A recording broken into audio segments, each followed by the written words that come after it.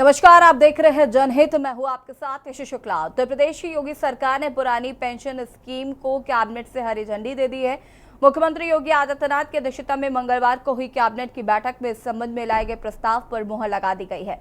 इसके चलते अब सूबे में 28 मार्च 2005 से पहले प्रकाशित विज्ञापनों के आधार पर सरकारी नौकरी पाने वालों को पुरानी पेंशन स्कीम का विकल्प चुनने का अवसर मिलेगा। सरकारी कर्मचारियों की काफी अरसे से ओपीएस की मांग थी, लेकिन योगी सरकार ने लोकसभा चुनाव में मिली हार के बाद पुरानी पेंशन को बहाल करने का दाव चला है। आपको बता दें कि सरकारी कर्मचारियों की पुरानी पेंशन 2005 के पहले जैसी एक ऐसा मुद्दा है जिससे सीधे तौर पर राज्य के करीब 28 लाख कर्मचारी, शिक्षक और पेंशनर्स जुड़ रहे हैं। 2022 के यूपी विधानसभा चुनाव में ओपीएस एक बड़ा मुद्दा बना था और 2024 के लोकसभा चुनाव में पुरानी पेंशन पर कोई ठोस निर्णय नहीं लेना बीजेपी को भारी पड़ गया। पुरानी पेंशन पर सॉफ्ट कॉर्नर पॉलिसी रखने वाले इंडिया गठबंधन को सरकारी कर्मियों ने सियासी संजीवनी देने का काम किया था। वहीं भारतीय पर्वतीय महासभा द्वारा 1 अप्रैल 2005 से लागू सरकारी सेवकों पर नई पेंशन योजना के विरोध में गांधी प्रतिमा हजरतगंज में शांतिपूर्ण ध्यान आकर्षण सभा का आयोजन किया गया। इसका मुख्य उद्देश्य वर्तमान में सरकारी समस्त नियमित कर्मचारियों को पुरानी पेंशन योजना संपूर्ण लंबित सहित दिया जाना है। राष्ट्रीय अध्यक्ष डॉक्टर अनुपम सिंह भंडारी ने कहा, क्योंकि कर्मचारियों की सेवानिवृत्ति के उपरांत पुरानी पेंशन ही एकमात्र सहारा रहती है। संयोजक मोहन बेश ने कहा कि पेंशन न मिलने से सेवानिवृत्त कर्मचारी अपने को असहाय व सुरक्षित होने का एहसास करता रहता है।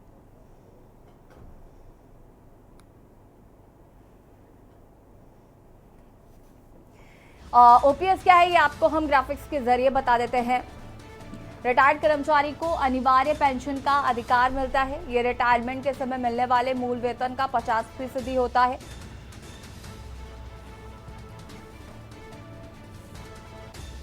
वर्किंग कर्मचारी की तरह लगातार महंगाई भत्ता समेत अन्य भत्तों का लाभ मिलता है। मतलब अगर सरकार किसी भत्ते में इजाफा करती है तो फिर उसके मुताबिक पेंशन में बढ़ोतरी देखने को मिलेगी। रिटायर्ड कर्मचारी को अनिवार्य पेंशन का अधिकार मिलता है।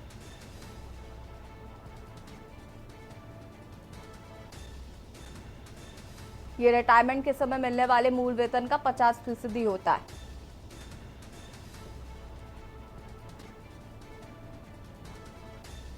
और आपको बता दें कि उत्तर प्रदेश की योगी सरकार ने पुरानी पेंशन स्कीम ओपीएस को कैबिनेट से हरी झंडी दे दी है। मुख्यमंत्री योगी आदित्यनाथ की अध्यक्षता में मंगलवार को हुई कैबिनेट की बैठक में इस संबंध में लाए गए प्रस्ताव पर मुहर लगा दी गई है। इसके चलते अब सूबे में 28 मार्च 2005 से पहले प्रकाशित विज्ञापनों के आधार पर सरकारी नौकरी पाने वालों को पुरानी पेंशन स्कीम का विकल्प चुनने का अवसर मिलेगा। बता दें आपको कि सरकारी कर्मचारियों की काफी अरसे से ओपीएस की मांग चल रही थी।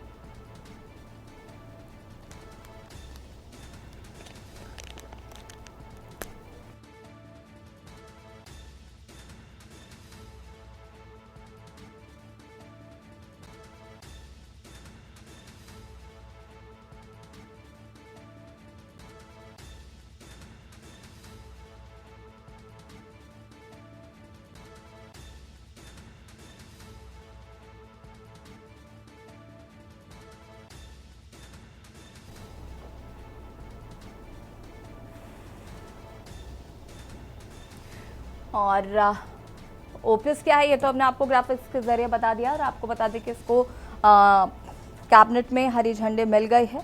और बता दें कि सरकारी कर्मचारियों की काफी अरसे से ओपीएस की मांग थी और योगी सरकार ने लोकसभा चुनाव में मिली हार के बाद पुरानी पेंशन को बहाल करने का दाव चला था। और अब सरकारी कर्मचारियों की पुरानी पेंशन एक ऐसा मुद्दा है जिससे सीधे तौर पर राज्य के करीब 28 लाख कर्मचारी, शिक्षक और पेंशनर्स जुड़ रहे हैं।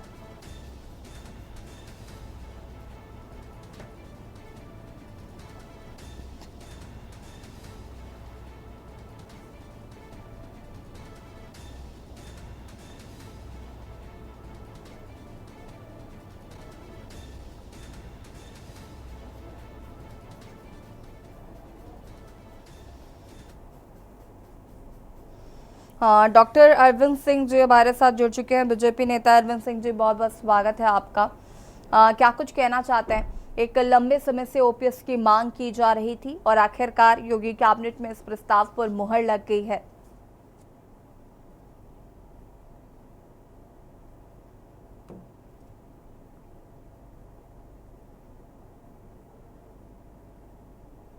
अनम्यूट कीजिएगा। प्रणाम प्रणाम मैडम। जी हाँ, ये काफी अरसे से मैडम ये बात पूरे प्रदेश के देश में भी चल रहा था। हमारी प्रदेश ने ये पहल की है योगी सरकार ने कि हमारे सभी कर्मचारियों की चिंता करते हुए उनकी बात जो बार बार उठाई जाती थी उसको पूरी तरह से मंथन करने के बाद ये विचार किया गया कि उनकी सब समस्याओं को निराकरण के लिए कुछ ऐसा प्रावधान किया जाए जो पुरानी पद्धति के हिसाब से लोगों को मिलता रहे और रिटायरमेंट होने के बाद भी उनको वो सम्मान मिल सके जो कभी कभी परिवार किसी कारणवश से अपने परिजन को भूल जाता है। और अगर मुझे पूरा ये यकीन है कि ऐसा रहता है, जब दो पैसा किसी के आते रहते हैं, कोई एक आर्थिक स्रोत बढ़ा रहता है तो उसकी इज्जत भी घर परिवार में बनी रहती है। तो ये हमारे योगी सरकार का बहुत बड़ा कदम कि न केवल वर्तमान में जब तक वो कार्यशील हैं अपने कार्य के प्रति उनका किसी भी संस्था से जुड़े हो, दो पैसा आता रहता तब तक इज्जत रहती है, लेकिन ज्यादातर समाज में देखा जाता है कि आफ्टर रिटायरमेंट उस व्यक्ति की थोड़ा सा कहीं नहीं कहीं समाज में जाने पर ये पता लगता है कि वो जो मूल्य पहले था जीवन का या जो मान सम्मान का वो थोड़ा घट जाता है। लेकिन अगर अर्थ मजबूत होता है तो लोग देखा कि इज्जत करते रहते हैं। तो योगी सरकार का बहुत बड़ा कदम है, सराहनीय कदम है और हमारी सभी जितने भी कर्मचारी हैं वो इस योजना से पूरा लाभ लेंगे। हमें पूरा यकीन है आने वाले समय में पूरे योगी सरकार ने सोच रखा है कि जो जो कहीं भी किसी प्रकार की जो भी हमारे प्रदेश में कमियां हैं उन सब लोगों की शिकायतों को सुन करके उनका पूर्ण निदान करना है। और इस पे योगी सरकार ने लगातार कदम उठाया है, चाहे वो हमारा अभी कुछ दिन पहले का नकल का मामला रहा हो, उस पर भी बहुत सख्त कदम योगी सरकार ने उठाया है। और जो योगी सील है वो वाकई में योगी सील अब है। अब कोई भी नकल के कोई अगर मत करेगा नकल कराने के माफिया, तो इतने कड़े ध्यान रखे गए हैं कि उनकी इतनी हिम्मत नहीं होगी। रही बात कर्मचारी का, और एक वो दिया है, न्याय दिया है, मैं तोहफा नहीं कहूंगा, एक न्याय दिया है और वो हमारे प्रदेश के सभी कर्मचारी जरूर खुश होंगे कि उनकी इतने दिनों की ये मांग थी, हमारे योगी जी ने उसे पूरा किया है। तो मैं उम्मीद करता हूं कि धीरे धीरे करके बस जो थोड़ी बहुत कुछ परेशानियां दिख रही थी समाज में जाने पर, धीरे धीरे करके समय आने पर उचित कदम उठाए। अरविंद जी, क्या ये ओपीएस बहाली जो है ये 2024 का डैमेज कंट्रोल है? पूरे यकीन है कि पूरी उत्तर प्रदेश की जनता योगी जी अरविंद जी आपको आवाज आ रही है? आवाज आ रही है आपको? हाँ, कभी कभी कट जा रही है मैडम। हाँ बता मैडम। हाँ अब आ रही मैडम। अरविंद जी, क्या ये डैमेज कंट्रोल है एक तरीके का, जिस तरीके से 2024 में जो बीजेपी का हश्र यूपी में हुआ, क्या वो डैमेज कंट्रोल करने की कोशिश की जा रही है? 27 को बेहतर बनाने की कोशिश की जा रही? ये मैडम नहीं, डैमेज कंट्रोल शब्द नहीं कहेंगे यहाँ पे। जो जरूरत है उस जरूरत को पूरा करने का पूरा प्रयास जरूरत तो काफी लंबे समय से है, जरूरत तो काफी लंबे समय से है ना, इसको अब क्यों बहाल कर रहे हैं? टाइमिंग का तो ख्याल रखना पड़ेगा ना। टाइमिंग्स की अगर बात आएगी तो हम फिर तो सवाल ये बनता है कि क्या ये डैमेज कंट्रोल नहीं है?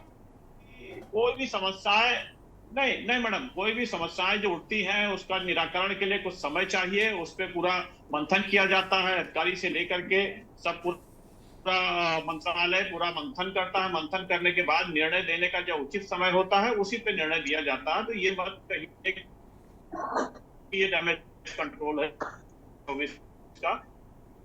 ये जरूर है कि हमारे सारे कर्मचारी बहुत ही खुश हैं और धीरे धीरे करके उनका जीवन और सुधार दिखेगा। जो आफ्टर रिटायरमेंट अभी बहुत सारे लोग चिंतित रहते थे, अक्सर हम लोग जो बात होती थी ये बात उठ के आती थी, ओपीएस की बात अक्सर उठती थी, बहुत लोग मांग पत्र देते थे कि सरकार से कहिए ऐसे, तो वो जो सरकार ने उसको संज्ञान में लिया है और एक महत्वपूर्ण निर्णय दिया है हमारे सभी कर्मचारियों के लिए। वापस आते हैं, रमेश ठाकुर जी वरिष्ठ पत्रकार है, भारत साथ जुड़ चुके हैं। रमेश ठाकुर जी, आपका भी बहुत बहुत स्वागत है। ओपीएस को यूपी में बहाल करने के लिए मंजूरी मिल गई है, क्या कुछ कहना चाह रहे हैं, कैसे देखते हैं इसको? देखिए आसी, मुझे लग रहा है ये बहुत बड़ा मुद्दा है, राजनीतिक मुद्दा तो रहा ही है, लेकिन इससे एक जन कल्याणकारी चीजों से अगर जोड़ें तो उन कर्मचारियों को जो वो ताउम्र अपना पूरा जीवन देता है सरकारी सेवाओं के लिए, और उनकी कोई आजू बाजू और तो कोई इनकम होती नहीं है, बस यही होता बुढ़ापे का सहारा कि भाई हमें पेंशन मिलेगी, पेंशन से हमारा जो बाकी का जीवन है वो व्यतीत होगा, और बच्चों की ब्याह शादी वगैरह होगी। लेकिन अ, ये बीच में चीजें छूट गई थी। अब जब आपको पता होगा, पिछले जब विधानसभा के चुनाव हुए तो हिमाचल प्रदेश में जो सत्ता परिवर्तन हुआ था वो इसी मुद्दे पे हुआ था कि ओपीएस का जो मुद्दा कांग्रेस ने उठाया कि हम ओपीएस को बहाल करेंगे, और उनकी सरकार आ गई है। और किसी भी हुकूमत के लिए, किसी भी दल और नेता के लिए ये मुद्दा मुझे लग रहा इतना बढ़िया एक वोट कमाऊ मुद्दा हो गया है। जैसे उत्तर प्रदेश में है अभी, हालांकि अभी कोई चुनाव नहीं है, लेकिन उससे पहले ही अगर सरकार ये फैसला लेती है, और तो मुझे लग रहा है इसके परिणाम भी अलग होंगे। और उन कर्मचारियों के जो लाखों कर्मचारी हैं, इसमें 28-30 लाख जो कर्मचारी जुड़े हैं, तो उनको बड़ा फायदा होगा। उनका मुझे लग रहा पूरा वोट बैंक सरकार की तरफ जाएगा, चाहे कोई भी चुनाव हो, चाहे पंचायत के चुनाव हो, विधानसभा के हो, कोई भी चुनाव हो, उनकी तरफ जाएगा। लेकिन हम इस नजरिए से इसको नहीं देखते हैं। हम देखते हैं कि आज के समय में एक सरकारी कर्मचारी जो अपनी पूरी सेवा में अपनी उम्र खपा देता है, अंत में उनको क्या मिल पाता है, या बीच में उनको क्या मिल पाता है। एक प्राइवेट नौकर जब होता है तो वो अगर प्राइवेट कहीं नौकरी करता है तो शाम को आके ट्यूशन भी पढ़ा लेता है, प्रॉपर्टी डीलर का भी काम कर लेता है, कुछ भी कर सकता है। लेकिन सरकारी कर्मचारी के साथ में ये चीजें नहीं होती हैं। सरकार कहती है आपके ऊपर कोई मुकदमा नहीं होनी चाहिए, अनुशासित रह के आपको पूरा जीवन सरकारी सेवा में देना पड़ेगा, इसके अलावा कोई काम नहीं कर पाओगे। अगर कोई करता भी है, अगर पकड़ा भी जाता तो उनके ऊपर सस्पेंशन, इस तरह की तलवारें लटकी होती हैं। तो इस लिहाज से मुझे लग रहा है ये फैसला बहुत बेहतरीन है, इसका स्वागत किया जाना चाहिए। और जितने भी रमेश कर्मचारी जी, हैं लेकिन ये क्या आप इसको डैमेज कंट्रोल नहीं मान रहे? 2024 में जिस तरीके से बीजेपी का जो हाल हमने यूपी में देखा, तो कहीं ना कहीं सरकार अब डैमेज कंट्रोल करने की कोशिश करे, क्योंकि 22 में भी अगर हम बैलेट पेपर के आंकड़ों की बात करें तो सपा आगे रही थी, ये एक बड़ा मुद्दा रहा 2022 में भी। और अब 2024 में जिस तरीके का हश्र देखने को बीजेपी को मिला, तो लग रहा है कि ये एक बड़ा डैमेज कंट्रोल करने की कोशिश सरकार कर रही है आगे 2027 में, ताकि इस तरीके की जो इस बार स्थिति देखने को मिली है वो ना देखने को मिले। नहीं, इसमें कोई दो राय नहीं है। और जहां तक मुझे लग रहा है डैमेज कंट्रोल की बात है, वो अभी टाइमिंग कनेक्ट नहीं कर पा रही है। ये टाइमिंग अगर चुनाव की होती, अभी 2-2.5 साल विधानसभा के चुनाव में बचे हुए हैं, हाँ अगर 6 महीने चुनाव में रह गए हों, 8 या 9-10 महीने चुनाव में रह गए होते, तो आप उससे कनेक्ट कर सकते थे कि ये चुनावी फायदा है। लेकिन ये चुनावी फायदा मैं इसलिए नहीं कहूंगा क्योंकि टाइमिंग बहुत सही है। इस समय बहुत समय है चुनाव के लिए, उससे पहले अगर सरकार सोच रही है तो नीयत बहुत साफ है सरकार की। वो अच्छे नीयत के साथ में अपने कर्मचारियों के साथ में जाना चाह रही है, और जाना भी चाहिए। मुझे लग रहा है सारे फैसले चुनाव को देखते हुए नहीं होना चाहिए, और वोट बैंक के ध्यान में रखते हुए नहीं होना चाहिए। सारे फैसले कम से कम होने चाहिए जन कल्याणकारी योजनाओं के तहत होने चाहिए, और सुविधाएं मिलनी चाहिए। हर सरकारी कर्मचारी यही चाहता है। और सरकार कर्मचारी हमेशा किससे उम्मीद लगा के बैठता है? सरकारों से लगाता है, हुकूमत से लगाता है कि हमारे लिए कम से कम सरकार कुछ करेगी। भाई इसके अलावा तो सरकारी कर्मचारी के पास आगे पीछे दाएं बाएं कुछ नहीं होता है। लेकिन ये जिस तरीके से फैसला मुझे लग रहा है बहुत ही देरी से लिया गया फैसला है, और सही फैसला है। इसको अगर अगर जैसे आपने कहा कि डैमेज कंट्रोल है, ये अगर खुदा न खास्ता जैसे ही चुनाव अभी संपन्न हुए हैं लोकसभा के, अगर 2 महीने 3 महीने पहले लिया जाता, तो मैं निश्चित रूप से कहता हूं कि उत्तर प्रदेश की जो दुर्दशा भारतीय जनता पार्टी की हुई है वो दशा नहीं होती, और तस्वीर कुछ और होती। जी ठीक है, वापस आएंगे। अमित कुमार शुक्ला जी हमारे साथ जुड़ चुके हैं, नेता कर्मचारी संघ से। अमित कुमार जी, आपका भी बहुत बहुत स्वागत है। कैसे देख रहे हैं इस मुद्दे को, जिस तरीके से यूपी सरकार ने ओपीएस पर ये बड़ा फैसला ले लिया है और इसे बहाल करने की बात कही जा रही?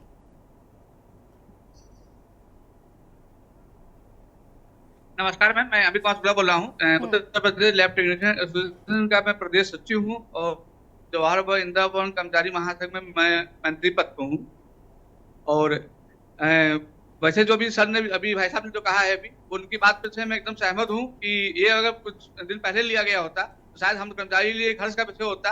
और मैं, क्योंकि हम लोग 2008 बैच के हैं, और हम लोग पुरानी पेंशन के लिए अडेवा के साथ काफी लड़ाई लड़ रहे हैं। अभी कुछ महीने पहले ही हम लोग ने रामलीला ग्राउंड दिल्ली में बहुत बड़ा आंदोलन किया गया श्री विजय बंधु के नेतृत्व में। पर हम लोग की आवाज को एकदम दबा दिया गया। और काफी शिक्षक हैं, काफी संख्या में कर्मचारी हैं, और हम लोग के पास एक ही सहारा है कि वो पुरानी पेंशन, और कोई सहारा नहीं है। और हम लोग तो हमेशा गुहार करते जा रहे हैं, चाहे भारत सरकार से हो चाहे राज्य सरकार से हो, तो उसको उनको माननी चाहिए। दूसरी बात जो इन्होंने किया है आज इस बार जो है 2000 उनका 5 के पहले वाला, उसमें एक निर्णय हाईकोर्ट ने भी किया था कि 2005 से पहले वाले उनको कर दिया जाए, तो उसी को लेते हुए शायद उन्होंने कैबिनेट में पास किया। क्योंकि मुझे तो ये लगता है कि शायद सरकार तो पुरानी पेंशन करने के मुद्दे में है ही नहीं। बाकी तो चाहे विपक्ष हो, चाहे विधायक बन जाए, सांसद बन जाए, अन्य प्रतिनिधि बन जाए, उनको 5 मिल सकता है उनको पेंशन। लेकिन कर्मचारियों के नाम पे पेंशन बहुत महंगा हो जाता है कि सबसे ज्यादा महंगाई जो है हम लोग का क्षति जो है पेंशन देने पे होगी। तो मैं इन सब मुद्दों पे मैं ये चाहता हूँ कि सरकार सब पे विचार करे। अगर 2005 के पहले किसी तरह से भी निर्णय दिया है इन्होंने कि पुरानी पेंशन देंगे, तो हम लोग भी जो 2005 के बाद वाले भी हैं उनकी बात को भी इग्नोर नहीं करना चाहिए। हम लोग तो एक ही सहारा है पेंशन का। रिटायरमेंट के बाद अगर हमारे पास पेंशन नहीं होगी तो हम लोग घर में क्या हो पाएगा कुछ भी पता नहीं है। हम लोग का पैसा शेयर में लग रहा है, कितना मिलेगा कोई भी नहीं पता है। आने वाले, क्योंकि कम से कम जब पेंशन हो जाएगी तो हम लोग का जो मेडिकल रिइंबर्समेंट होता है वो सब मिल जाता है, बाकी और भी वो मिल जाते हैं। तो हम पेंशन के बिना कोई बिना और कोई सहारा ही नहीं है जीवन में। जो भी सैलरी आती है वो इतना महंगाई है, खर्च आती है, कोई सेविंग नहीं हो पाती है। और आप सभी लोग जानते हैं, अक्सर पेपरों में भी आता है कि बच्चों ने जो है अपने माँ बाप को निकाल दिया, तो हम लोग कहाँ जाएंगे। हम लोग सरकार की पूरी सेवा करते हैं, चाहे जवान हमारे हों वहाँ कर रहे हैं अपना जो है बॉर्डर पे, उनका भी नहीं जा रहा है, उनको भी पेंशन नहीं मिलने का लाभ है। चाहे कर्मचारी हैं उनको भी लाभ नहीं है। तो मैं तो ये चाहता हूँ कि इस मुद्दे पे आप लोग चैनल के माध्यम से जो है सरकार तक आवाज पहुंचे कि पुरानी पेंशन बहाल करना बहुत जरूरी है। और हम लोग की वो ही एकमात्र यही सहारा है कि पुरानी पेंशन। और पूरा हमारी 32 साल नौकरी मिली रहेगी, बाकी बहुत से लोग 38 साल करेंगे, 30 साल करेंगे, लेकिन नौकरी के बाद जीवन अंधकार में। तो मेरी यही गुजारिश है आप चैनल के माध्यम से कि सरकार हम लोग की बात को सुने और पुरानी पेंशन को वो किसी भी तरह से बहाल करे। धन्यवाद मैडम। अरविंद जी, जी मैडम, सुना आपने यहाँ पर अमित कुमार जी को, क्या कहना चाहते हैं? जी जी मैडम, हमारी सरकार, जैसा हमारे अमित जी ने कहा है, अमित जी में हर्ष का विषय भी है। अमित जी सहित पूरे प्रदेश के जितने भी कर्मचारी हैं उन सभी के चेहरे खिल जाएंगे, उनके परिवार में खुशियों का माहौल रहेगा। जिस हिसाब से हमारी योगी सरकार ने एक फैसला लिया है, पूरे जनहित में फैसला लिया है, सबके परिवार को सुरक्षित किया है कि एक रिटायरमेंट होने के बाद उनके जीवन में हमेशा खुशहाल बना रहे और अपने बेटी बेटा शादी करने के बाद उनका भी जीवन एक सुरक्षित रहे, वो जहाँ चाहे आ जा सके। और उनका जो एक पूंजी की बात कही गई कि जो अभी के जो जितने भी पैसे वेतन मिलते हैं वो कहीं नहीं कहीं खर्च हो जाते हैं, लेकिन एक उनको एश्योरेंस हो जाएगा कि एक आफ्टर रिटायरमेंट मेरे पास ये है, बैकअप है। तो उनके जीवन को में एक खुशियां लाने के लिए ये बहुत ही बड़ा कदम है और काफी समय से मांग आ रही थी। उन सभी कर्मचारियों की इच्छा को पूरी किया गया है। योगी सरकार निरंतर चिंता करती रहती है हर वर्ग पर, समय आने पर वो निर्णय देना है। जैसे अभी कुछ भाइयों ने कहा कि थोड़ा सा लेट हुआ है, ऐसा नहीं कहेंगे। मैंने पहले भी बताया अभी आपके चैनल पे ही कि उसका समय होता है, उस पर मंथन विचार करके ही निर्णायक ऐसी बातें रखी जाती है कि फिर उस पर कोई दोबारा कुछ डैमेज कंट्रोल करने वाली शब्द जो है वो ना होने पाए। तो पूर्ण विश्वास है कि हमारे सभी पूरे उत्तर प्रदेश के सारे कर्मचारी हमारे माननीय योगी जी के इस फैसले से अत्यंत खुश होंगे और मिठाइयां बांटे, खुशी मनाएं। हम ऐसी उम्मीद करते हैं अपने सभी कर्मचारी बंधुओं से। मैं एक बात और भी कहना चाहता हूँ चैनल के माध्यम से कि जब हम लोग आंदोलन करते हैं तो कोई ऐसी बात आती है तो ये कहा जाता है कि केंद्र सरकार ही पेंशन देगी, राज्य सरकार के पास पेंशन देने का नहीं। और कल की मैं माननीय अपनी कैबिनेट मीटिंग में पुरानी पेंशन बहाल की, तो ये दो नहीं आनी चाहिए। अगर हमारे माननीय मुख्यमंत्री जी कर सकते हैं, हम लोग को उनको चिंता है, लाखों कर्मचारी उनके लिए तत्पर है, सेवा करता रहता है, वो जो भी उनका आदेश होता है वो हम लोग पूरी तन्मयता से करते हैं सारे कर्मचारी। और मैं तो मेडिकल में हूँ तो हम लोग 24 घंटे सेवा करनी रहती है। तो जब ये बात आती है, चाहे मुख्य सचिव स्तर पर भी मीटिंग होती है, तो ये कहा जाता है कि पुरानी पेंशन केंद्र सरकार करेगी, जबकि आपने अभी कल ही कैबिनेट में कर्मचारियों को लाभ हुआ है, इसके लिए तो मैं माननीय मुख्यमंत्री जी को धन्यवाद दूंगा। परंतु जब हमारे माननीय मुख्यमंत्री जी कर सकते हैं तो 2005 के बाद वालों को भी कर दें तो हम लोग के लिए बहुत खुशी की बात रहेगी। और इन्हीं बातों से मैं कहूंगा मैं। अरविंद जी। जी अमित जी मैडम अमित जी की बातों पर ध्यान दे रहा हूँ। हम्म। उन्होंने जो अपनी बात रखी है वो जरूर विचार किया जाएगा। हमारे योगी जी महाराज जो है उस पर फिर से कुछ न कुछ कमेटी गठित करके उस पर विचार मंथन करके और अमित जी के तरह ही अन्य कर्मचारियों के मन की बातों को समझ करके उनके हिसाब से ही कुछ न कुछ निर्णय जरूर अच्छा आएगा, हम ऐसा उम्मीद करते हैं। आप बिल्कुल वरिष्ठ पत्रकार रमेश जी हमारे साथ जुड़े हुए हैं। रमेश जी देखिए, यहाँ पर अमित जी ने ये स्थिति बड़ी साफ करी। उन्होंने कहा कि अगर ये फैसला 2-3 महीने पहले लिया गया होता तो शायद उत्तर प्रदेश में बीजेपी की स्थिति जो है वो काफी बेहतर होती। हालांकि इसीलिए तो हम कह रहे हैं कि 2027 के लिए कहीं ना कहीं एक मास्टर स्ट्रोक इसको हम मान सकते हैं। अगर हम इस पर विपक्षी दलों के रिएक्शंस की बात करें तो अखिलेश यादव ने इस पर अपना रुख कहीं ना कहीं थोड़ा बहुत स्पष्ट किया था और उन्होंने कहा था कि हम इसको बहाल करेंगे। साथ ही साथ अगर हम बात करें तो राहुल गांधी के रिएक्शन की बात करें तो उन्होंने एक सॉफ्ट कॉर्नर दिखाया था, लेकिन बहुत ज्यादा इस पर उन्होंने इंटरेस्ट नहीं दिखाया था उस टाइम पे। देखिए, ये अलग अलग प्रतिक्रिया राजनीतिक दलों से आएंगी और आती भी रही हैं।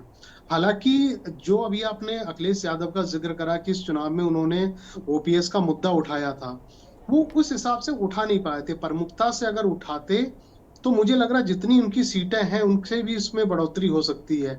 लेकिन ये लोकसभा से जुड़ा हुआ मुद्दा नहीं है, ये राज्यसभा से जुड़ा हुआ है मुद्दा है। लोक सेवक इस समय कहाँ है? उत्तर प्रदेश में है, उत्तर प्रदेश का मसला है। और अभी ये बिल्कुल कहा जा रहा है कि ये मुद्दा स्टेट से नहीं उठना चाहिए, ये केंद्र से उठना चाहिए। क्योंकि आप किस्तों में राज्यों को नहीं बांट सकते हो। आज उत्तर प्रदेश को ओपीएस बहाल कर दिया, कल उत्तराखंड में बहाल हो जाएगी, परसों आप आसाम में कर दोगे। ये किस्तों में काम नहीं करो। अगर सेंट्रल गवर्नमेंट इसको पहल करे और सभी राज्यों में और जितने भी यूटी राज्य हैं और स्टेट हैं सबको अगर एक साथ किया जाए तो मुझे लग रहा वो फायदा ज्यादा रहेगा। अब इसमें एक चीज आपको समझना होगा, अब स्टेट गवर्नमेंट और सेंट्रल गवर्नमेंट के अंदर कॉन्फ्लिक्ट है बहुत ज्यादा, क्योंकि तनातनी हो रही है योगी जी के भी अंदर और ऊपर ये सब चीजों को लेके। और ये इतना आसान नहीं है। आपने नोटिफिकेशन जारी कर दिया, इसमें लीगल रेमेडीज बहुत सारी हैं, संवैधानिक प्रक्रियाएं बहुत सारी हैं। कैबिनेट का एक फैसला कर देना मोहर लगने जैसा नहीं होता है। क्योंकि उसमें एक कमेटी गठित होती है, उसमें कई लोगों की राय ली जाती है, विदित उनके सब चीजें होती हैं। तो इसमें भी ऐसा कुछ हुआ नहीं है, एक सपूगा छोड़ दिया है कि ओपीएस बहाल कर दी जाएगी। अब ये मसौदा केंद्र तक भी जाएगा, केंद्र भी फैसला लेगा, केंद्र इसमें क्या कहेगा और अपनी दलीलें भी देगा। तो अभी इतना ज्यादा खुश होने की भी जरूरत नहीं है कि ओपीएस बहाल हो गई है। और दूसरी बात ये है 2004 2005 इसको स्लैब को जिस तरीके से बांटा जा रहा है कि 2005 से पहले को शामिल नहीं करा जाएगा, 2019 2009 के जो हैं उनको शामिल किया जाएगा। ये भेदभाव क्यों? ये कर्मचारियों के भेदभाव क्यों? भाई आप जिस स्लैब से चल रहे थे शुरुआत से लेके आखिर तक, आप उसी को लेना पड़ेगा। बीच में किसी को छोड़ दोगे और आगे वालों को जोड़ लोगे तो ये मतलब नाइंसाफी होगी उनके लिए। जो कर्मचारी जो नए जुड़े हैं और जो पुराने हैं, अगर नए वालों को फायदा मिल जाएगा, नए वालों को लाभ मिल जाएगा, उनको क्या वो क्या दिल पे सोचेंगे जो 1 महीने पहले जहां से आपने जिस डेट पे लागू करोगे, अगर 15 दिन पहले अगर कोई रिटायर हो गया होगा, 1 महीने पहले रिटायर हो गया होगा, वो तो वंचित रह जाएगा। तो इसलिए मुझे लग रहा स्लैब एक जैसा करना पड़ेगा। इसमें बहुत सारे मंथन की जरूरत है और इसमें बुद्धिजीवी लोगों की जरूरत है। और अभी कोई जिम्मेदार व्यक्ति बाहर नहीं आया है इस ओपीएस पे पूरे तरीके से, जिस तरीके से बादल छटे हुए हैं और उसको धुंध को हटाने के लिए अभी कोई जिम्मेदार व्यक्ति या फिर संवैधानिक से जुड़ा हुआ कोई कैबिनेट कोई बड़ा कोई व्यक्ति अभी सामने नहीं आएगा। जब वो आएगा वो बिंदुवार तरीके से बताएगा, तब ये चीजें पता चल पाएंगी। क्योंकि अभी ड्राफ्ट किसी ने पढ़ा नहीं है कि ये स्लैब पुराना है, नया है, या इसमें कोई और ज्यादा इंप्लीमेंट करा गया है। अभी वो चीजें सामने निकल के नहीं आएंगी, थोड़ा सा वेट करने की जरूरत है। जी अरविंद जी का रुख कर लेते हैं। अरविंद जी, जैसा कि अभी रमेश जी ने कहा कि अभी बहुत सारी संवैधानिक प्रक्रियाएं हैं, तमाम चीजें हैं, साथ ही साथ इसको राज्य वाइज बांटने की कोशिश क्यों की जा रही है। और जिस तरीके से योगी आदित्यनाथ को लेकर जो तनातनी जो है वो साफ तौर पर भी नजर आ रही है। ऐसे में उत्तर प्रदेश का ये फैसला केंद्र में जब जाएगा तो केंद्र में आगे क्या स्थिति होगी, तो हम कैसे मान लें कि ये शिगुफा नहीं है, इस पर काम होगा, इम्प्लीमेंट किया जाएगा इसको? नहीं मैडम, ऐसा कहना नहीं। योगी सरकार, योगी जी जो कहते हैं वो करते हैं। ये आप नोट कर लीजिए, जितनी भी है अभी जब आज तक की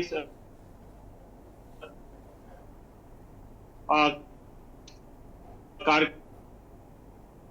में जो भी उन्होंने वो करके दिखाया है। कर्मचारी के बाद आना तैयार होकर के विचार विमर्श होकर जो स्लैब वाली बातें भी अभी रमेश जी ने बोली है, उन सब पे विचार विमर्श होगा और ऐसा निर्णायक फाइनल जो आएगा प्रस्ताव बनके, उस पे सबकी देखना सहमति होने के बाद हर व्यक्ति के जब लोग पढ़ेंगे उस आपकी जो चैनल के माध्यम से और पत्राचारों के माध्यम से, सबकी सहमति होगी कि सरकार का निर्णय वाकई में बहुत सराहनीय है। और अब किसी के व्यक्ति को अब चिंता की कोई बात नहीं है। और दूसरी बात जो आप कह रहे हैं कि तनातनी, ऐसा कुछ नहीं है, ऐसा दूर दूर तक ये सब चैनल और पत्रकार के माध्यम से ही बातें कही जा रही हैं। सरकार पूरी तरह से पूरे समन्वय के साथ में है। केंद्र और प्रदेश जरूर बोल देते हैं क्योंकि टीआरपी बढ़ती रहती है, ऐसा कुछ नहीं। सरकार भाजपा की वहां भी है, सरकार भाजपा की यहाँ की है, पूरा समन्वय के साथ में ही दिशा निर्देश के साथ ही पूरा चलता है। ऐसा नहीं कहना, मैं कतई से सहमत नहीं इस बात के। नहीं तो केंद्र से पूरे राज्य में रमेश जी पत्रकार है भाई, उनके पास आती रहती है बातें। रमेश जी पत्रकार है, एक से बातें आती रहती है तो वो कहते रहते हैं भाई। नहीं, बिना आग के तो धुआं नहीं उठता ना अरविंद जी।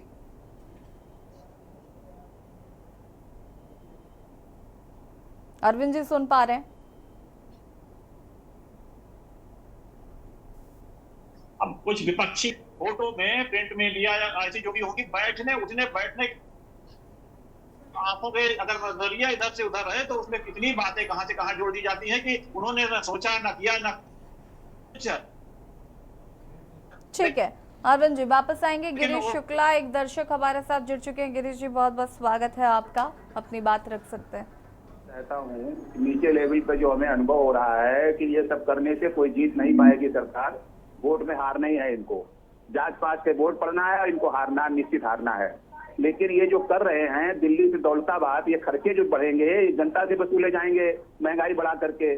30 लाख रुपए का इन्वेस्टमेंट, 30 लाख करोड़ का, 2.5 लाख करोड़ का लोन, हजारों करोड़ के आयल बांड, इनके ब्याज जनता भरते भरते महंगाई की कमर टूटी जा रही है। आदमियों की नौकरी थोड़े लोगों को मिलेगी और महंगाई से सब लोग मरे जा रहे हैं। हारना है, हारना है, हारना है। नोट कर ले योगी साहब, मोदी साहब। ठीक है गिरीश जी, शुक्रिया आपका कॉल करने के लिए और आप सभी हमारे साथ बने रहिए। रुकेंगे छोटे से ब्रेक के लिए, चलो हाजिर होते हैं।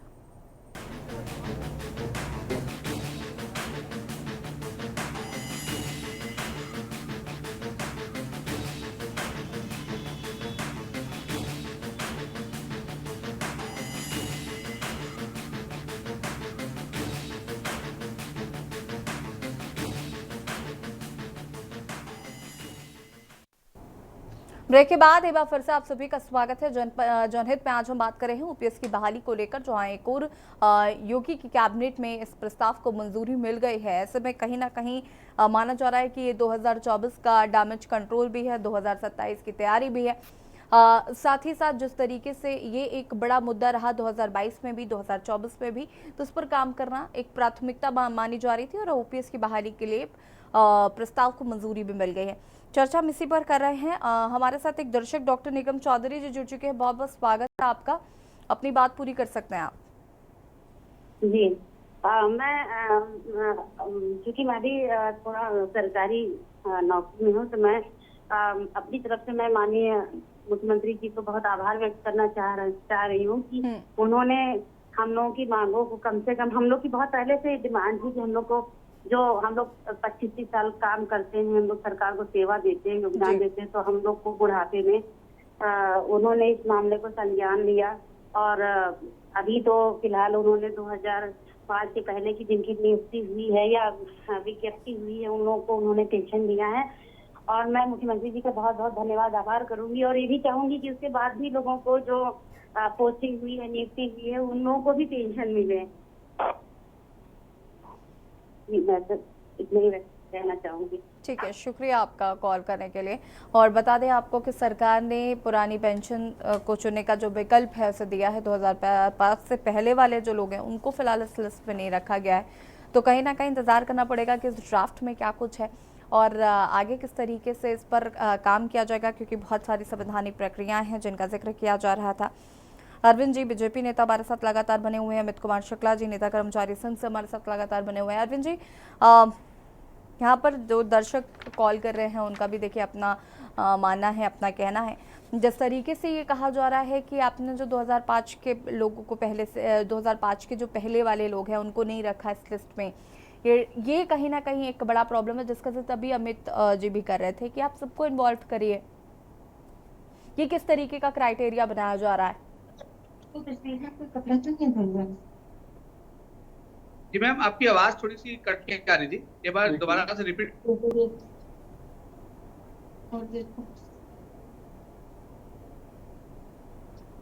हेलो, ठीक है अरविंद जी, आपको आवाज मिल रही है? हेलो हेलो, आपको आवाज आ रही? अरविंद जी, आपको आवाज मिल रही है? हेलो हेलो, जी मैडम, आवाज आ रही है, हमारी जा रही है आपके पास? नहीं जी अरविंद जी, सवाल हेलो। मेरा यही है कि 2005 से पहले के लोगों को नहीं रखा गया है, उसको लेकर कहीं ना कहीं लोग थोड़ा सा नाराज नजर आ रहे हैं। खुश तो हैं, लेकिन वो कहना है कि आपने जो क्राइटेरिया रखा है वो किस हिसाब से रखा है? जरूर, अभी कुछ जैसे जो विसंगतियां दिख रही हैं उन सब बातों को कलेक्ट करके उस पर फिर से विचार विमर्श करके उस अनुरूप प्रस्ताव तैयार होगा जो सबके हित में होगा। तो अभी कुछ बातें हैं जो ऐसे सब मंथन है, बहुत विचार आएंगे, सबके विचार को कलेक्ट करने के बाद ही ऐसा कुछ निर्णय सरकार करेगी जो सभी कर्मचारी हमारे खुश रहें। क्या तो के बाद आज ठीक है, अरविंद जी की आवाज नहीं आ पा रही है। रमेश जी, जैसे कि अभी अब लोग ये डिस्कस कर रहे थे कि एक क्राइटेरिया होना चाहिए था, उस क्राइटेरिया के बारे में भी अभी जानकारी नहीं, और आपने खुद ने कहा कि ये केंद्र का मसला है, फिर राज्य सरकार क्यों इस पर काम कर रही है। जैसे कि यूसीसी को लेकर भी कहा जा रहा था कि ये केंद्र का मसला है, लेकिन उत्तराखंड एक ऐसा राज्य बना जिसने यूसीसी को सबसे पहले लागू किया, अलग तरीके से एक अलग ड्राफ्ट बनाकर। इस पर क्या कुछ कहना है कि ये किस दिशा में जाएगा? क्या ये तनातनी का भी तो नतीजा नहीं है, और क्या इसका खामियाजा भुगतना पड़ेगा आगे? देखो, इस फैसले को अगर सही से समझना होगा तो आपको थोड़ा पीछे जाना पड़ेगा। चुनाव की नोटिफिकेशन जब जारी हुआ था, आचार संहिता लग रही थी, तो उस समय दिल्ली लखनऊ के लिए कुछ ऐसे फैसले ले रही थी जिसमें योगी की भागीदारी नहीं थी। बिना पूछे उनसे सारे फैसले लिए जा रहे थे। ओपी राजभर को एनडीए में शामिल करवाना और उनकी बातों को मानना, जबकि योगी जी नहीं चाहते थे कि उनको शामिल कराया जाए। अब वही वजह है जो रिजल्ट 2024 का लोकसभा चुनाव का रहा, उसी की तस्वीर पेश करता है।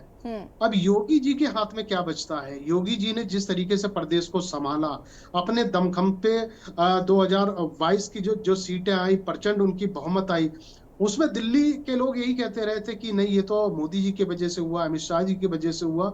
जबकि ये चीजों को अगर आप सही से समझो तो दो धड़े बटे हुए थे, ये एक तो लखनऊ और दूसरा दिल्ली। अब क्या हुआ, ये जो चुनाव का जो रिजल्ट है इसने सबको बदल दिया है, सबकी सोच को बदल दिया है। योगी जी के पक्ष में नागपुर की एक चाबी आ गई है। संघ पूरी इस तरीके से इस बार योगी जी के साथ में है। अब वो किसी भी सूरत में ये चाहते हैं कि दिल्ली कोई फैसला उत्तर प्रदेश के लिए ना ले। अगर दिल्ली से कोई फैसला लिए जाएंगे तो आगे 27 में भी यही हाल होने वाले हैं।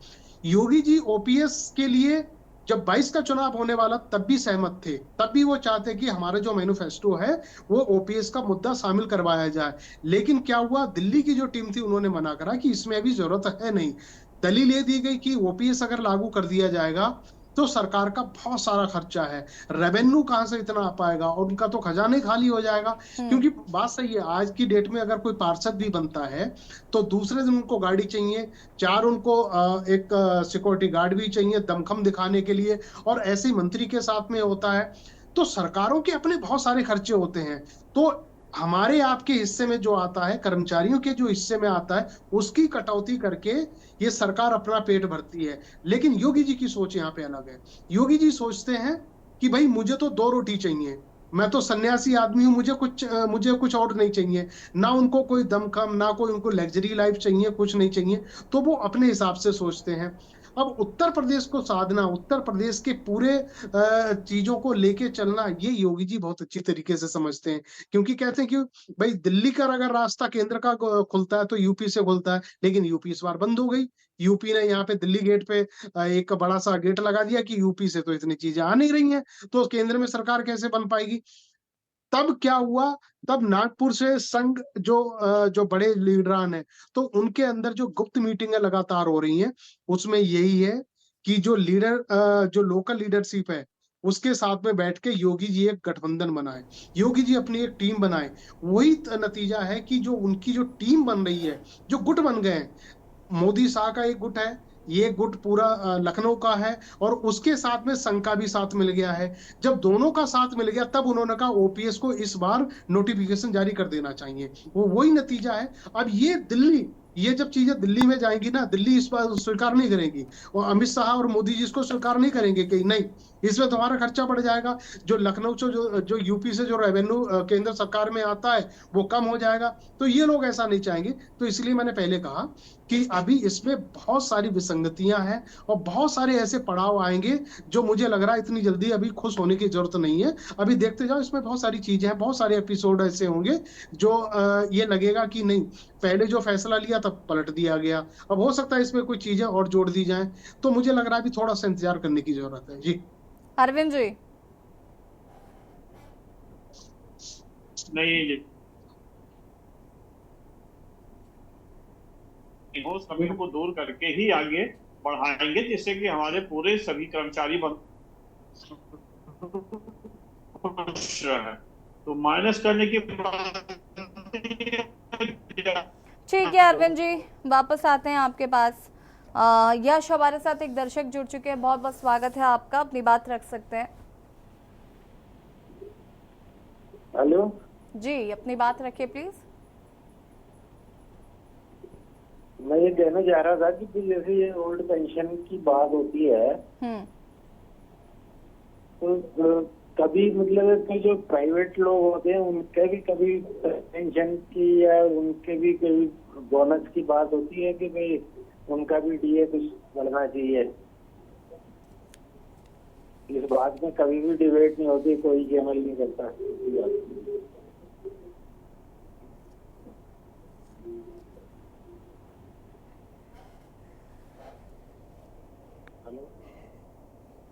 शुक्रिया आपका जुड़ने के लिए। और लगातार टीवी स्क्रीन पर नंबर फ्लैश हो रहा है, इस मुद्दे से जुड़ी यदि आपकी कोई भी राय हो आप हमें कॉल कर सकते हैं। अरविंद जी तक आवाज़ नहीं पहुंच पा रही है। अमित कुमार शुक्ला जी हमारे साथ लगातार बने हुए हैं। अमित जी, जैसे कि यहाँ पर अलग अलग तथ्यों के साथ रमेश जी ने बहुत सारी बातें कही हैं, उस पर आपकी क्या राय है? उन्होंने कहा कि पार्षद बन जाते हैं, विधायक बन जाते हैं, उनके पास इतने लोग जुड़ जाते हैं, इतना सरकारी खर्चा होता है। कर्मचारी चाहे वो अधिकारी रैंक का हो चाहे वो कर्मचारी रैंक का हो, उसका मान के चलिए कि मैक्सिमम कर्मचारी इसमें इनकम टैक्स के दायरे में आता है, और उसको तो इनकम टैक्स देना ही देना है। और जितने भी सरकारी जो ये आपके बने हैं, पार्षद बने चाहे विधायक जी बने, इनको कोई इनकम टैक्स नहीं देना है, सारा लाभ इनको बिना इनकम टैक्स दिए ही मिलता है। तो हम लोग को थोड़ा सा दिक्कत ये रहती है कि हम लोग को सैलरी जितनी मिलती है उससे हम लोग मैं इनकम टैक्स भी दूंगा, अपना घर भी चलाऊंगा। तो एक बात ये होगी। दूसरी बात ये है कि रही बात की केंद्र सरकार, योगी सरकार अच्छा काम कर रही है, उसके लिए मैं मानता हूँ कि सरकार जो है भयमुक्त समाज की है, कर्मचारी भी है, थोड़ा बहुत काम होते रहते हैं सरकार से। लेकिन अगर हम केंद्र सरकार को जाएंगे तो अभी जब कल ही माननीय मुख्यमंत्री जी ने कैबिनेट मीटिंग में पुरानी पेंशन बहाल कर दी है, तो 2005 के बाद वालों की भी पेंशन बहाल कर देनी चाहिए। इसमें दिल्ली का क्या रोल है, जब हम लोग सब हमें सामने ही दिख रहा है कि माननीय मुख्यमंत्री ने कल ही कैबिनेट में पास कर दिया, तो हम भारत सरकार की तरफ मुंह क्यों मोड़े? जब हमारे पास ऐसा एक मुख्यमंत्री है प्रदेश को, जो आज जो है पूरा समाज भयमुक्त है, रात को 12 बजे लड़कियां निकल रही हैं, कोई बोलने वाला नहीं है, चोरी खत्म हो गई है, ठेकेदारी प्रथा में गुंडाई खत्म हो गई, सब कुछ खत्म हो चुकी। तो ऐसे प्रशासन में हम जब हमारे माननीय मुख्यमंत्री ने दे दिया 2005 के पहले वालों का वो, तो हमको भी दे सकते हैं। तो हम केंद्र वो कहा जाए कि इतना रेवेन्यू कैसे आएगा, इतना ये कैसे आएगा, तो ये मुद्दा मेरा नहीं है। ये मुद्दा अगर सरकार चाहती है, अगर दी है, तो यहाँ भी रेवेन्यू जाएगा। 2005 के पहले वालों के लिए भी अगर पुरानी पेंशन बहाल की है तो वहां भी तो खर्चा जा रहा होगा। कैसे होगा, इतना खर्चा आएगा सरकार के ऊपर, इतना बोझ लगेगा। तो वैसे ही उन्होंने कहीं ना कहीं उन्होंने मैनेज किया है। तो वैसे ही मैंने ठीक है, वापस आएंगे अमित जी। हमारे साथ कुछ दर्शक जुड़ चुके हैं। चंद्र प्रकाश जी हैं कुरुक्षेत्र से। चंद्र प्रकाश जी, आपका बहुत बहुत स्वागत है, अपनी बात रख सकते हैं आप। मैं ये कहना चाहता हूँ कि पार्षद सेवानिवृत्त हो जाए या दोबारा ना आए तो उसको पेंशन, उसके बाद एमएलए उसको पेंशन, उसके बाद एमपी उसको पेंशन।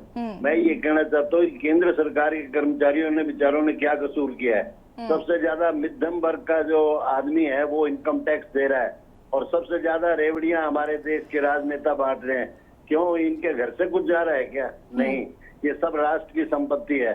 मैं ये कहना चाहता हूँ कि आप जो है 3-3 पेंशन लें और जो बेचारा 37 साल 40 साल नौकरी करता है उसको आप पेंशन नहीं देते। 2 साल से लगातार मैं इस प्रयास में हूँ। हालांकि मुझे पेंशन मिलती है रेलवे से, परंतु फिर भी मैं अपने रेल कर्मचारी भाइयों के लिए लड़ रहा हूँ। मैं ये कहना चाहता हूँ कि आप जैसा चैनल जो के न्यूज है या और दूसरे चैनल जो आम नागरिक को एक माध्यम प्रोवाइड करवाते हैं, प्लेटफॉर्म देते हैं बोलने के लिए, तो मैं ये कहना चाहता हूँ कि आप लोग इतना ध्यान रखते हैं जनता का और जो है इसी वजह से आपकी वैल्यू है। सबसे बड़ी बात के न्यूज का मैं इसलिए प्रशंसक हूँ कि के न्यूज में जो मुद्दा उठाया जाता है with in half an hour और विद इन 1 आवर उसको सोल्व आउट कर दिया जाता है। ये सोल्व करना प्रशासन के हाथ में है, परंतु मुद्दे को उठाना के न्यूज का काम है। प्रशंसा करता हूँ। बहुत बहुत शुक्रिया चंद्र प्रकाश जी, बहुत बहुत शुक्रिया आपका। जितेंद्र शर्मा जी अलीगढ़ से हमारे साथ एक दर्शक जुड़ चुके हैं। जितेंद्र जी, स्वागत है आपका, अपनी बात रख सकते हैं।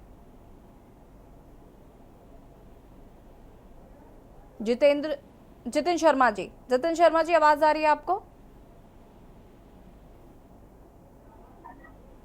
जितिन शर्मा जी सुन पा रहे हैं?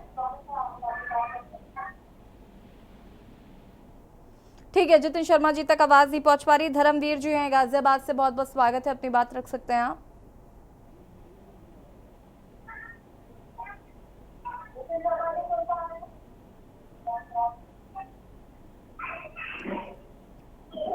ठीक है, आवाज नहीं पहुंच पा रही है।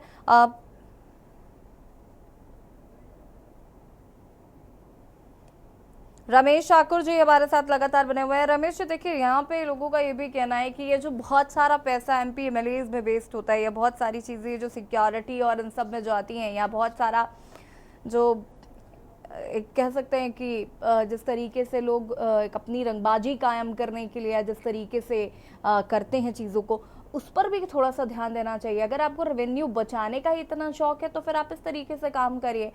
क्यों उन लोगों का पेंशन या उनका हक मारकर आप इस पर काम कर रहे हैं? देखिए, हमेशा एक आवाज उठाई जाती रही है 2014 से, जब केंद्र में मोदी सरकार आई है कि एक देश एक चुनाव, एक कर्मचारी एक पेंशन, फलाना एक फलाना वो फलाना, ये होता रहता है। लेकिन धरातल पे आपने कहीं कुछ नहीं देखा होगा। सारी की सारी हवा हवाई बातें हैं।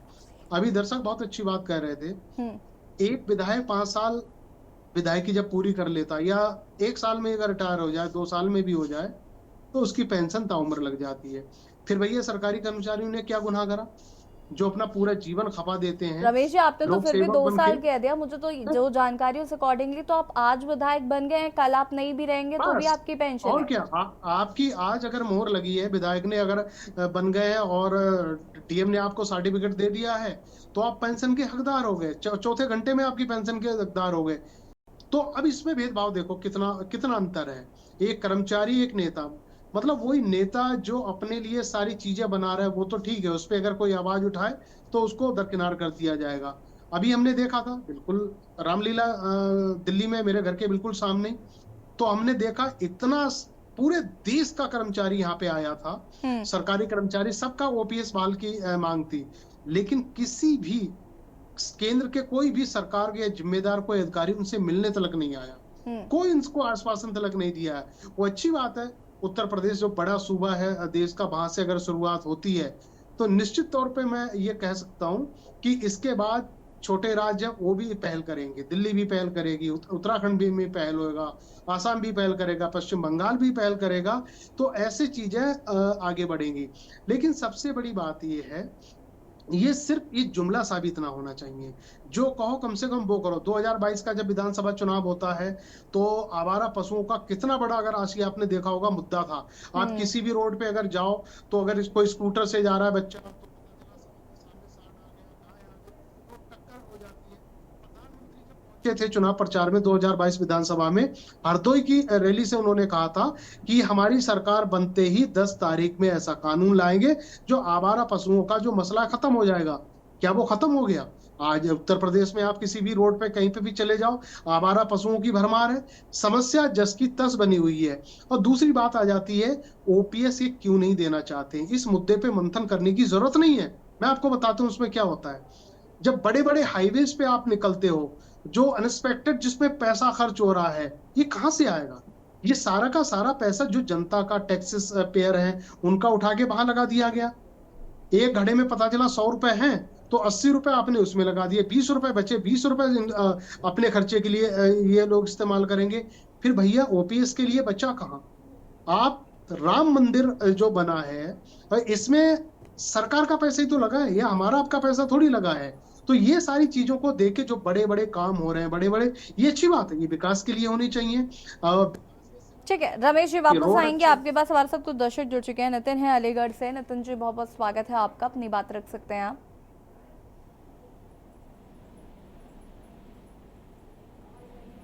नितिन जी आवाज मिल पा रही है आपको?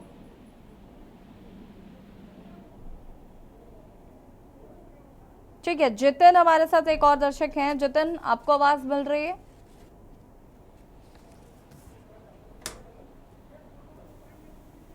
आवाज आ रही है मैडम? जी अपनी बात को पूरा करिएगा। जी, मुझे लगता है ये अगर सरकार पेंशन लागू करती है तो जो 28 लाख कर्मचारी हैं उनके परिवारों को एक सम्मानजनक जीवन जीने की स्थिति मिलेगी, जिसका अभी अभाव हमें एनपीएस में महसूस हो रहा था। जी, अगर सरकार ये लागू करती है तो ये एक अच्छी पहल है सरकार की तरफ से। ठीक है, शुक्रिया आपका कॉल करने के लिए। और दर्शक मेहमान हमारे साथ लगातार बने हुए हैं। रमेश जी बहुत बहुत शुक्रिया आपका। अमित जी आपका भी बहुत बहुत शुक्रिया। अरविंद जी आपका भी बहुत बहुत शुक्रिया चर्चा में शामिल होने के लिए। और बात करें ओपीएस की, जहां पर आपको बता दें कि 2022 के यूपी विधानसभा चुनाव में ओपीएस एक बड़ा मुद्दा रहा था। 2024 में जिस तरीके से बीजेपी का हाशिया यूपी में देखने को मिला, तो कहीं ना कहीं एक बड़ा डैमेज कंट्रोल ओपीएस को माना जा रहा है। फिलहाल अभी ये प्रस्ताव पर मुहर लगी है, हालांकि आगे इस पर जो बहुत सारी संवैधानिक प्रक्रिया है, तो क्या ये महज शगुफा होगा या वाकई पुरानी पेंशन को बहाल किया जाएगा, ये देखना होगा। जनहित में फिलहाल इतना ही। देखते रहिए के न्यूज़ इंडिया। नमस्कार।